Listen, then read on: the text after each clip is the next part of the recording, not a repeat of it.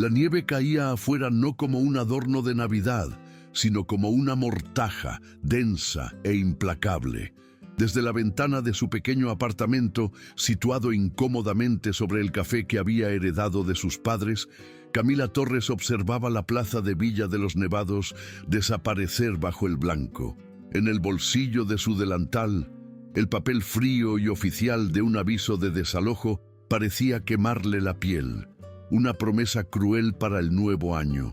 El café, su legado y único sustento, estaba al borde de la quiebra. Mientras el mundo se preparaba para celebrar, ella se preparaba para perderlo todo. Fue en ese instante de desesperación silenciosa que los vio, una figura alta y oscura luchando contra el viento, tratando de proteger un pequeño bulto en sus brazos. Un hombre y un niño perdidos en el corazón de la tormenta. La imagen la golpeó con la fuerza de un puñetazo en el estómago, superponiéndose a su propia miseria. La voz de su madre resonó en su mente. Una regla de oro de la familia Torres. Una casa donde no se puede recibir a un extraño no es realmente un hogar. Su propio sufrimiento pareció encogerse, reemplazado por una urgencia primitiva. El hombre parecía desesperado. Su abrigo caro y mal abotonado, una contradicción flagrante con el desamparo en su rostro. Pero fue el llanto fino y agudo del bebé, un sonido casi engullido por el aullido del viento, lo que selló su destino. Sin pensarlo dos veces, bajó las escaleras, sintiendo el frío del suelo de madera bajo sus pies, y abrió la puerta del café, dejando que una ráfaga de aire helado invadiera su mundo ya tan frágil. «Entren, por favor, rápido», dijo, su voz poco más que un susurro contra la furia de la ventisca. El hombre, cuyo nombre ella aún no sabía, solo asintió, el alivio en su rostro tan profundo que parecía dolor. Entró, trayendo consigo el olor a nieve y desesperación. Tan pronto como la puerta se cerró, el silencio del pequeño café los envolvió, un contraste brutal con el caos de afuera. Ella los guió, escaleras arriba, hacia su modesto apartamento. El lugar era pequeño, pero cada rincón transpiraba el calor de un hogar vivido, mientras el hombre se quitaba el abrigo caro, revelando un suéter de cachemira que valía más que el alquiler de Camila. Ella ya tenía al pequeño Diego en sus brazos, meciéndolo con una naturalidad que los sorprendió a ambos. El bebé, sintiendo el calor y la seguridad, dejó de llorar casi al instante, sus pequeños sollozos calmándose contra el hombro de Camila. El padre, Sebastián, como ella llegaría a saber, solo observaba, con los hombros caídos en derrota. Era un hombre que claramente comandaba mundos, pero allí, en su pequeño universo, era completamente impotente. Camila vio el reloj de lujo en su muñeca y luego miró sus ojos, que contenían un agotamiento que ningún dinero podría curar. Aquella noche de Navidad, en aquel refugio improbable, no había CEO ni dueña de café en quiebra. Solo había dos almas perdidas y un niño que, sin saberlo, los había unido en la más fundamental de las necesidades humanas, la del cuidado. Los días siguientes fueron una neblina de nieve y una extraña normalidad forzada.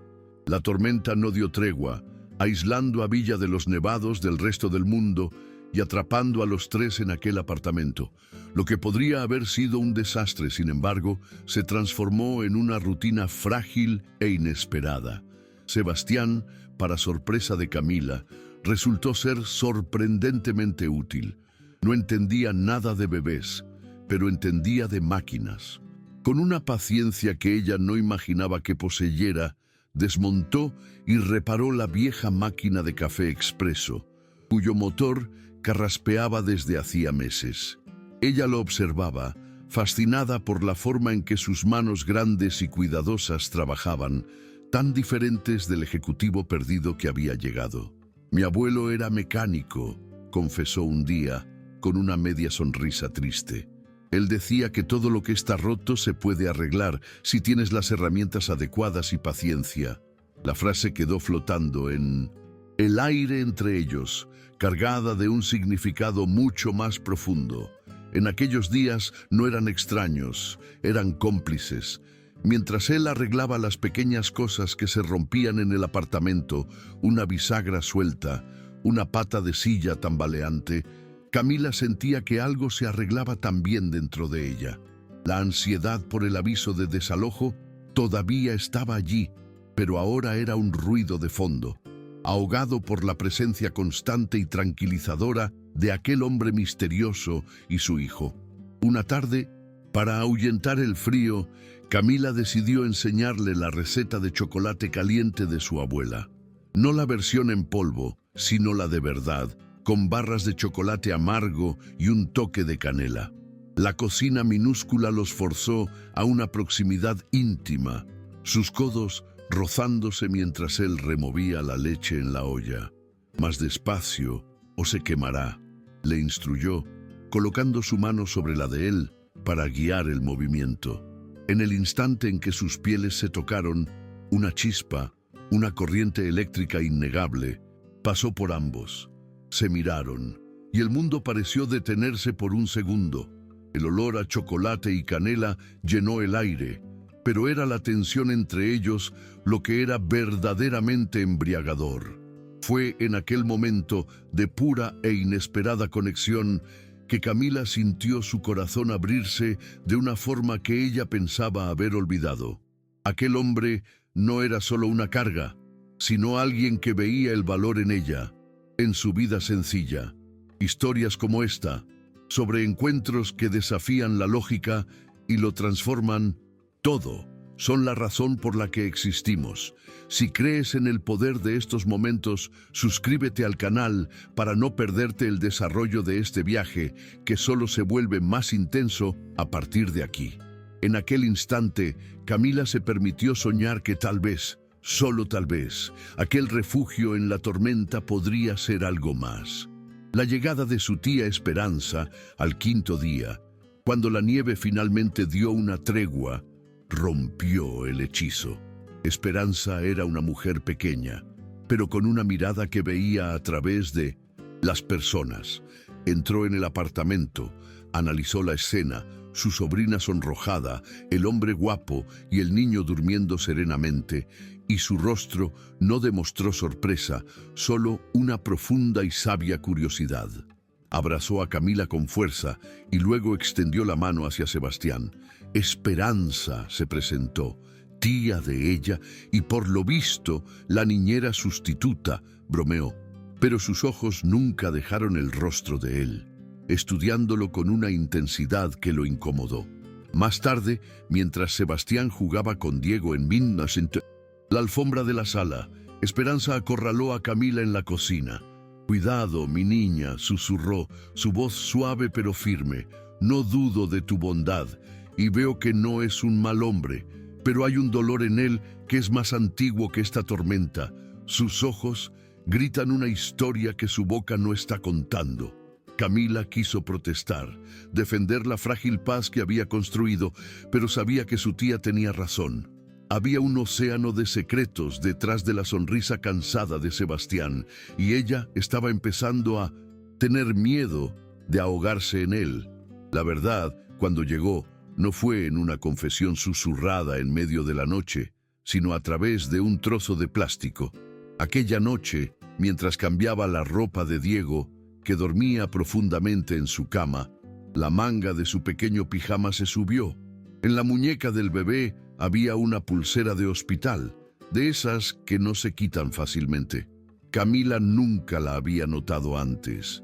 Por curiosidad, acercó el rostro para leer las letras pequeñas y desvaídas. El nombre de la madre estaba en blanco, pero el del bebé estaba claro como el día: Diego Restrepo Herrera. El aire se le escapó de los pulmones como si hubiera recibido un puñetazo. Restrepo. El nombre no solo le sonó familiar, fue un trueno en su mente silenciosa. Era el nombre de la corporación gigante Restrepo Industries, cuyo logotipo estaba estampado en las cartas amenazantes, en los planos de demolición y en el aviso de desalojo que todavía estaba en su bolsillo. Era el nombre de la empresa que iba a demoler su casa, su café, su ciudad entera, para construir un resort de lujo para los ricos. El hombre que había acogido, el hombre cuyas manos repararon su máquina de café, el hombre cuya proximidad la hizo sentir viva de nuevo, era el heredero del imperio que estaba a punto de destruirla. La traición era tan absoluta, tan devastadora, que el suelo pareció desaparecer bajo sus pies. El calor que llenaba el pequeño apartamento pareció evaporarse en un instante, reemplazado por un frío glacial que emanaba del propio corazón de Camila. Miró la figura dormida en el sofá. Ya no era Sebastián, el refugiado de la tormenta, el hombre de sonrisa triste que arreglaba cosas rotas. Era el señor Restrepo, un nombre sinónimo de poder, codicia y destrucción. Cada gesto de amabilidad, cada mirada compartida, cada momento de intimidad ahora parecía una mentira calculada, una farsa cruel. La vergüenza la inundó primero, caliente y sofocante. ¿Cómo pudo ser tan ciega? ¿Cómo pudo abrir las puertas de su casa y de su corazón al mismísimo enemigo? Ella no gritó. Su dolor era demasiado profundo para el ruido. Con el pequeño Diego todavía dormido en sus brazos, bajó las escaleras, colocó al bebé suavemente en su cuna improvisada y regresó. Se detuvo frente al sofá, la pulserita del hospital en la palma de su mano. «Despierta», dijo, su voz tan desprovista de emoción que sonaba como la de una extraña. Sebastián se movió, sonriendo en su sueño, antes de abrir los ojos y ver la expresión en el rostro de ella. La sonrisa desapareció. «¿Qué pasa?», preguntó, con la voz ronca por el sueño. Como respuesta, ella simplemente abrió la mano y dejó caer la pulsera sobre su pecho. Él miró hacia abajo, y todo el color desapareció de su rostro. La ventisca había pasado, y el mundo exterior se estaba descongelando, al igual que la compasión de Camila. «Quiero que te vayas, ahora», ordenó, y cada palabra era una astilla de hielo. No había lugar para la negociación en su tono. Él intentó explicarse, las palabras tropezando unas con otras, hablando de no saber cómo contarlo, de estar perdido, de su esposa, pero para Camila todo sonaba como el zumbido de un insecto. Ya no oía al hombre vulnerable, oía al CEO calculador. Con una eficiencia fría, preparó una pequeña bolsa para Diego con los pañales y la ropa que había comprado y la colocó junto a la puerta. «Tu hijo no tiene la culpa, pero tú no te quedas ni un segundo más bajo mi techo». El viaje de regreso a Bogotá fue una mancha de vergüenza para Sebastián. Expulsado del único lugar donde había sentido paz en meses, ahora estaba de vuelta en su jaula de oro. Un ático con ventanas del suelo al techo que mostraban una ciudad por la que no sentía nada. El lujo lo asfixiaba. El silencio era ensordecedor, roto solo por el llanto inconsolable de Diego. El bebé, que en los brazos de Camila era la imagen de la serenidad, ahora rechazaba a todas las niñeras. Se negaba a tomar el biberón y miraba a su padre con una tristeza que partía el alma. De Sebastián había recuperado su imperio, pero perdido el único reino que importaba. La presión se acumulaba por todos lados. La junta directiva de Restrepo Industries exigía reuniones, impaciente por los retrasos en el proyecto del resort en Villa de los Nevados. No les importaba su dolor ni su hijo enfermo. Les importaban los cronogramas y los márgenes de beneficio. Para empeorar las cosas, la amenaza más sombría se cernía sobre él. Los padres de su difunta esposa, Elena, los poderosos. Herrera habían iniciado un proceso legal. Lo culpaban de la muerte de su hija en un accidente de coche y ahora, viendo su clara incapacidad para cuidar de Diego, querían la custodia total de su nieto. Sebastián estaba acorralado, un rey en su castillo de cristal, fracasando en todo. Mientras tanto, en Villa de los Nevados, Camila vivía su propio infierno. La presencia de Sebastián había sido una distracción, un sueño febril. Ahora, la realidad era más dura que nunca. Las primeras excavadoras de Restrepo Industries llegaron y se posicionaron en los límites de la ciudad, como bestias de acero esperando para devorarlo todo. El sonido lejano de sus motores era una banda sonora constante para su desesperación. Empezó a empaquetar las cosas del café, cada objeto un recuerdo de sus padres, de una vida que le estaba siendo arrancada. La traición de Sebastián ya no era solo personal, era visible, ruidosa, y estaba a punto de demoler su historia. Fue en el fondo de este pozo que un hombre de 1902, traje caro y zapatos brillantes, la encontró en medio de las cajas y el polvo. Se presentó como el abogado de los abuelos de Diego. Su tono era suave, empático, pero sus ojos eran fríos y calculadores. Habló de la profunda preocupación de sus clientes por el bienestar de su nieto. Pintó un cuadro sombrío de la situación de Sebastián en Bogotá, describiéndolo como un padre negligente y emocionalmente inestable. Y entonces jugó su carta final. Una información que golpeó a Camila con la fuerza de un golpe físico. «El niño no está bien, señora Torres», dijo el abogado con una falsa solemnidad. «Ha sido diagnosticado con un cuadro severo de depresión por abandono. Ha dejado de comer. Necesita una figura materna». La propuesta del abogado era, al mismo tiempo, un cuchillo y un escudo. Quería que ella testificara contra Sebastián, que contara cómo la había engañado. El poder de destruir al hombre que la había humillado estaba en sus manos. Una elección que definiría no solo el futuro de él, sino el tipo de persona que ella realmente es.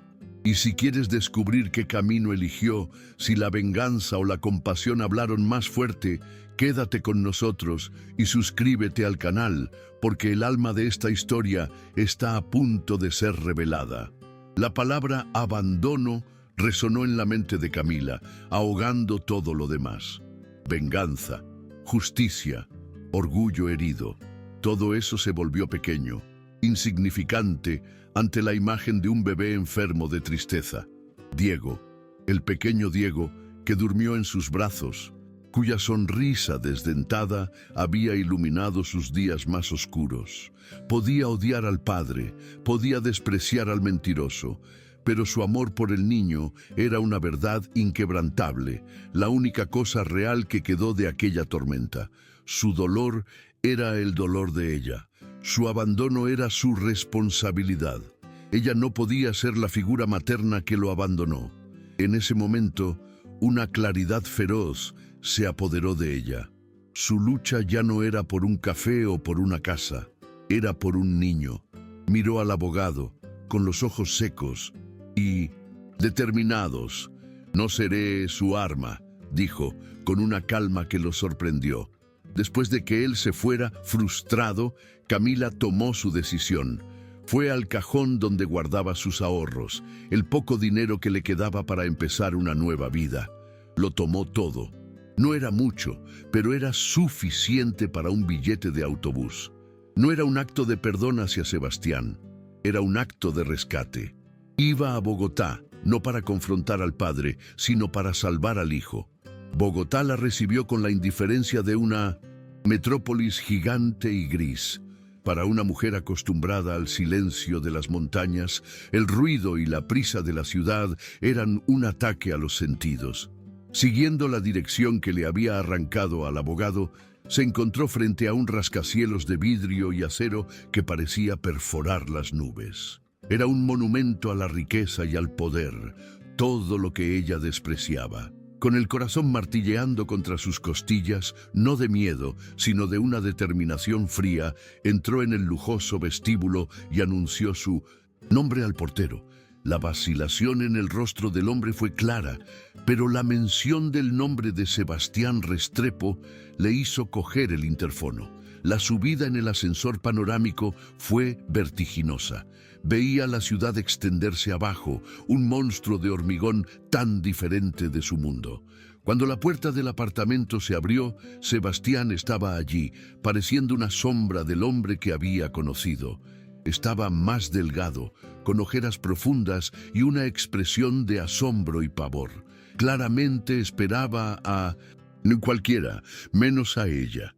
«Camila, ¿qué estás haciendo aquí?», tartamudeó, bloqueando parcialmente la entrada, como si pudiera impedir que la realidad entrara en su santuario de miseria. Ella no respondió, solo miró por encima de su hombro, buscando. Entonces lo oyó, un llanto débil, apático, proveniente del interior del apartamento. Sin pedir permiso, pasó junto a Sebastián, siguiendo el sonido hasta una habitación espaciosa y aséptica, dominada por una cuna cara y vacía de cualquier calor. Diego estaba allí, en los brazos de una niñera de uniforme que parecía tan agotada como el padre. El bebé no lloraba con fuerza, era un lamento de pura tristeza. «Dámelo», dijo Camila, su voz suave pero cargada de una autoridad incuestionable. La niñera, aliviada, le entregó al pequeño niño. En el momento en que Diego se acurrucó en el regazo de Camila, un profundo suspiro recorrió su cuerpecito. Se acomodó en su cuello, su olor, el latido de su corazón, todo familiar. El llanto cesó. Abrió los ojos y por primera vez en semanas hubo un brillo de reconocimiento, de paz. Sebastián observaba desde la puerta, mudo, las lágrimas corriendo por su rostro sin que se diera cuenta. Era un milagro, una prueba viva e innegable de que el vínculo que habían forjado en aquella pequeña cocina, sobre el olor a chocolate caliente, era más poderoso que cualquier imperio corporativo. Con Diego finalmente dormido en sus brazos, Camila se sentó. La rabia que la había consumido se había disipado, reemplazada por una profunda tristeza por todos ellos. Fue en ese silencio, roto solo por la suave respiración del bebé, que Sebastián finalmente se derrumbó. La presa de secretos, culpa y dolor se rompió. Lo contó todo. Habló de Elena, su esposa, que creció en aquellas montañas de Villa de los Nevados y soñaba con construir allí no un resort, sino un refugio, un lugar de belleza que honrara la tierra que tanto amaba. El proyecto era de ella, su legado. Tras la muerte de ella en el trágico accidente, se vio atado a una promesa. Consumido por el duelo y la culpa, entregó el sueño de Elena a los ejecutivos de la empresa, quienes lo transformaron en un monstruo corporativo, un proyecto de demolición y lucro que en nada se parecía a la visión original. Estaba tratando de honrar su memoria, susurró con la voz quebrada, pero estaba destruyendo todo lo que ella realmente amaba. La gente, la comunidad, el espíritu de ese lugar. Me perdí, Camila, y en el proceso estaba perdiendo a mi hijo. La confesión no pedía perdón, solo exponía la verdad de un hombre roto. Camila escuchó y por primera vez no vio al CEO, al mentiroso. Vio a un hombre en duelo, tan perdido como ella. Miró los planos del resort esparcidos sobre una mesa de cristal, fríos e impersonales. Y luego miró el rostro dormido de Diego. Una idea, nacida no de la lógica de los negocios, sino de la más pura empatía, comenzó a formarse en su mente. Una solución que no exigía destrucción, sino preservación. Una forma de honrar a Elena, salvar la ciudad y construir un futuro para Diego. Todo al mismo tiempo. Se levantó, caminó hacia la mesa y señaló los planos. No estás honrando a Elena así. Solo estás construyendo un mausoleo sobre el alma de su ciudad, dijo con una nueva fuerza. Él la miró, confundido. ¿Y si? Continuó, sus ojos brillando con una visión repentina. ¿Y si, en lugar de un resort que borra la ciudad, creamos algo que la celebra? ¿Y si usamos la estructura de la ciudad, mi café, las tiendas, las casas, y transformamos Villa de los Nevados en un proyecto de ecoturismo sostenible? Un lugar que preserva la cultura, ¿Emplea a la gente de allí y realmente honra su amor por la naturaleza? La idea, tan simple y tan revolucionaria, flotó en el aire, cambiando la densidad de la habitación. Sebastián la miraba, con la boca entreabierta, como si ella acabara de encender una luz en la oscuridad más profunda. Era la respuesta, la única respuesta, la transformación del dolor en un propósito, de la destrucción en creación. Este es el verdadero punto de inflexión de nuestra historia, y para ver cómo transformaron esta chispa de esperanza en una realidad victoriosa, te invitamos a suscribirte al canal y acompañarnos hasta el grandioso final. A partir de ese momento ya no eran adversarios, eran socios. El primer paso de esta nueva alianza era neutralizar la mayor amenaza, el proceso de custodia. En lugar de esperar el ataque, fueron a ver a los padres de Elena, no con abogados, sino con Diego en brazos. Camila estaba al lado de Sebastián, no como su amante, sino como su aliada más fuerte. No hablaron de negocios, hablaron de duelo, de dolor compartido y del amor que todos sentían por Diego. Camila, con su calma y sinceridad, fue el puente entre ellos. Habló de la conexión del niño con el legado de su madre y de cómo el nuevo proyecto podría ser una forma de que todos participaran en su vida. Ofrecieron a los abuelos no una batalla judicial, sino un lugar de honor en la familia que estaban tratando de reconstruir. La paz con los abuelos de Diego fue la primera victoria, pero la guerra principal aún estaba por venir. La junta directiva de Restrepo Industries. El apartamento de Sebastián, antes una prisión de lujo, se transformó en un cuartel general. Noches en vela se pasaron no en desesperación, sino en creación.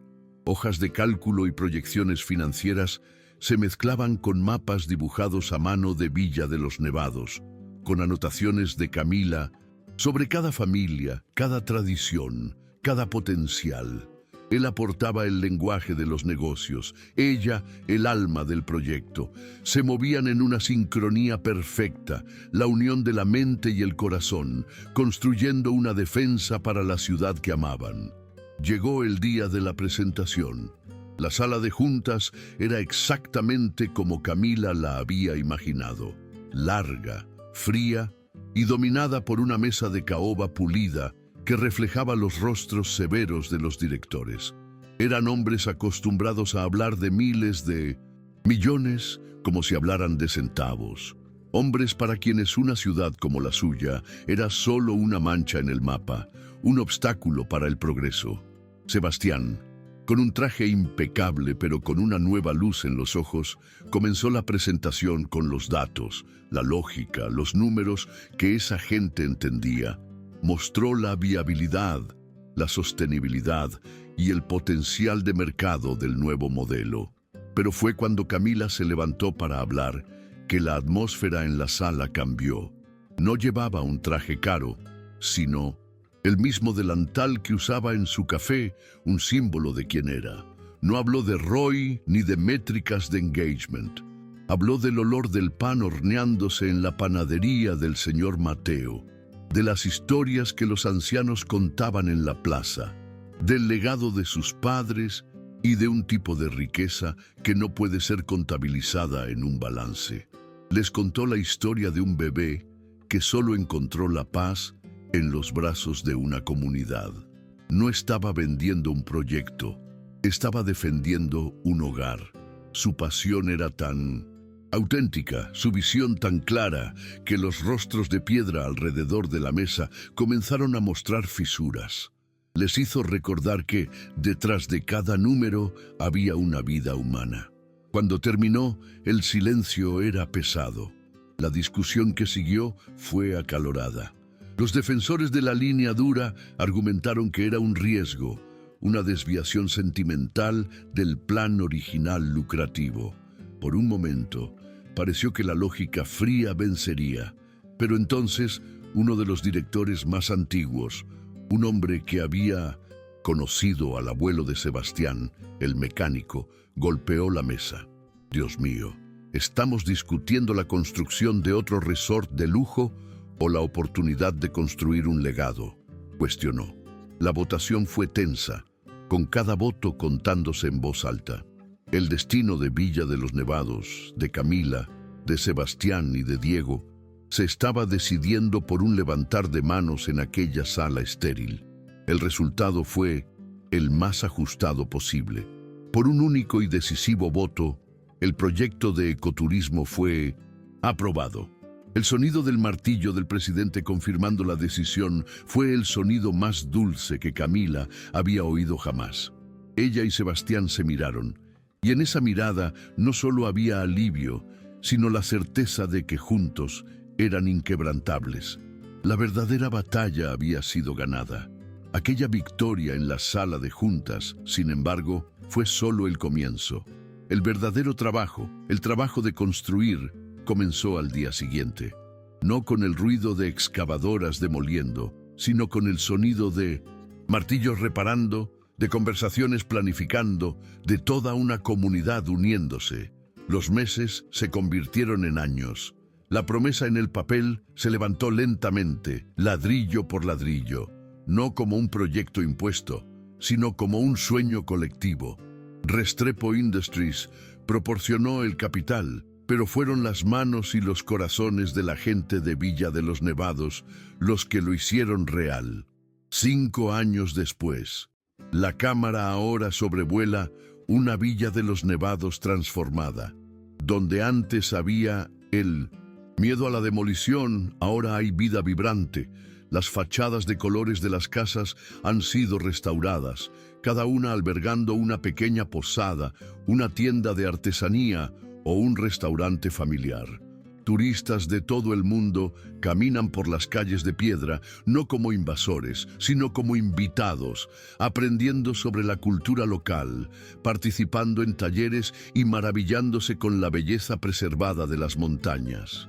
La ciudad no fue salvada, renació, más fuerte y más auténtica que nunca.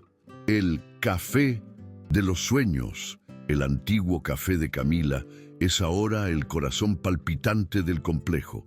Ampliado, pero manteniendo el encanto original, es un punto de encuentro famoso, con filas de espera para probar su famoso chocolate caliente y las recetas que han pasado de generación en generación. Camila ya no está detrás del mostrador, preocupada por las cuentas. Circula entre las mesas, saludando a los clientes por su nombre, supervisando a su equipo, una empresaria realizada, cuya amabilidad se ha convertido en su mayor marca. Ella es la prueba viviente de que el éxito no necesita sacrificar el alma. Sebastián está sentado en una de las mesas del patio, trabajando en su portátil, pero sus ojos lo traicionan, siguiendo cada movimiento de ella con un orgullo y un amor que son palpables. Ya no es el CEO de Bogotá, comanda el imperio desde allí, habiendo cambiado el enfoque de la empresa hacia proyectos más sostenibles. Un niño de 5 años, con los mismos ojos expresivos del padre, corre hacia él, sosteniendo un dibujo. «Papá, mira, soy yo, mamá y el abuelo Herrera pescando en el lago». Diego es un niño feliz, bilingüe, seguro y amado, el centro radiante de aquel universo que construyeron. Ya no son solo socios de negocios. La alianza forjada en la crisis floreció en un amor profundo y maduro. Su casa, construida en la colina con vistas al valle que salvaron juntos, es un hogar lleno de risas. Sebastián se arrodilla para abrazar a su hijo, besando la parte superior de su cabeza. «Está precioso, campeón. Vamos a enseñárselo a mamá». Se levanta y camina hacia Camila, pasando el brazo por su cintura y mostrándole el dibujo. Se miran, y en ese silencio compartido reside la historia entera: la tormenta, la traición, el perdón y la reconstrucción. La relación con los abuelos de Diego, los Herrera, también encontró su lugar de paz. Son visitantes constantes en Villa de los Nevados, ya no como figuras amenazantes, sino como abuelos cariñosos y presentes. Aquel fin de semana estaban allí para celebrar el 5º cumpleaños de su nieto.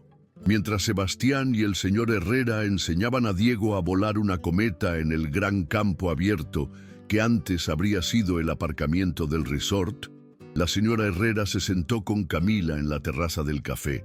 «Nunca tuve la oportunidad de agradecértelo como es debido, Camila», dijo la matriarca, sus ojos antes duros ahora suavizados por el tiempo y la gratitud. «No solo salvaste a mi nieto, nos salvaste a todos». Camila solo sonrió y tomó la mano de la mujer mayor. Entendía que el duelo de los Herrera por su hija era lo que alimentaba su furia inicial. Ahora, viendo a su nieto crecer feliz, en un lugar que honraba la memoria de Elena de una forma mucho más verdadera, pudieron finalmente encontrar la paz. La propia Elena no fue olvidada, al contrario, fue celebrada. El punto más alto y hermoso de la ruta ecológica, con una vista impresionante del valle, fue bautizado como el Mirador de Elena. Era un lugar de silencio y belleza, donde su memoria se preservaba no con hormigón, sino con la naturaleza que tanto amaba. Aquella tarde, después de que los abuelos se marcharan y Diego durmiera, agotado por la fiesta, Camila y Sebastián caminaron de la mano hasta el mirador. Solían ir allí para reconectar, para recordar el camino que habían recorrido. Hablaban de Elena abiertamente con Diego, contándole que la primera semilla de aquel paraíso fue un sueño de su primera madre. Ya no había culpa en la voz de Sebastián, solo un cariño sereno. El dolor se había transformado en un legado de amor, un cimiento sobre el que construyeron su familia. «A ella le habría encantado esto», dijo Sebastián, mirando el valle teñido de dorado por el sol poniente. «Le habría encantado lo que has hecho de este lugar». Camila se apoyó en él, su cabeza descansando en su hombro. Respiró hondo, sintiendo la calma del momento, la solidez de su vida juntos. Había una nueva serenidad en ella, un brillo que iba más allá de la felicidad del éxito.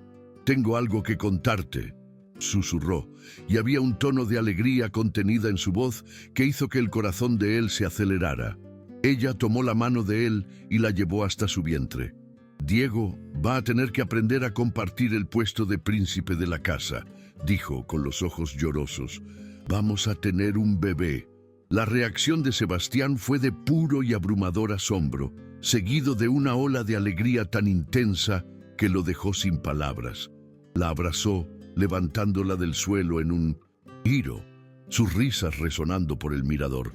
Si Diego fue el hijo que los unió en la crisis, este nuevo bebé era el hijo nacido de la paz, la estabilidad y de un amor que había demostrado ser más fuerte que cualquier tormenta. Semanas después, durante el festival anual de la cosecha de Villa de los Nevados, ellos estaban en el centro de todo. La plaza, aquel mismo lugar donde Camila lo había visto por primera vez, helado y desesperado, ahora vibraba con música, luces y las risas de las familias que habían ayudado a prosperar. Los niños corrían por todas partes y el olor a comida y alegría estaba en el aire. Era la imagen exacta y opuesta de aquella noche de víspera de Navidad, un universo de distancia en calor y esperanza. Diego, montado sobre los hombros de Sebastián, señalaba los fuegos artificiales que pintaban el cielo nocturno. Camila los observaba, con la mano reposando protectoramente sobre su vientre, una sonrisa serena en su rostro. Era la reina de aquel pequeño y próspero reino, una reina que construyó su castillo no con piedras, sino con compasión y coraje. Sintió la mirada de Sebastián sobre ella y se volvió hacia él. Sus ojos lo decían todo, un universo de gratitud y adoración. «¿Quién lo diría?», dijo él, su voz baja para que solo ella la oyera en medio de la fiesta, «que el peor y más terrible día de mi vida me traería al lugar más perfecto del mundo». Camila sonrió, una sonrisa sabia de quien conocía la verdad más profunda de aquel viaje. Se acercó y arregló el velo de Diego. «No fue el lugar, Sebastián», corrigió suavemente. El lugar estaba roto. Nosotros lo construimos, juntos, con todas las piezas rotas. Esa era la verdad final. Su amor no era un cuento de hadas donde el príncipe salva a la damisela. Era la historia real de dos adultos heridos que, en lugar de dejarse destruir por sus dolores, usaron los pedazos de sus vidas para construir algo nuevo, más fuerte y más hermoso. Eran la prueba de que los hogares verdaderos no se encuentran por casualidad. Se construyen día tras día con el cemento del perdón, el coraje de empezar de nuevo y un amor que se atreve a ver un futuro en medio de los escombros. La cámara se aleja lentamente, dejando la imagen de aquella familia completa. El padre que encontró la redención, la madre que se convirtió en una líder, el hijo que era el símbolo de su unión y la promesa de una nueva vida en camino. Todos ellos bañados por la luz cálida del festival, la imagen perfecta de la cosecha, una cosecha de amor nacida en la más fría de las tormentas.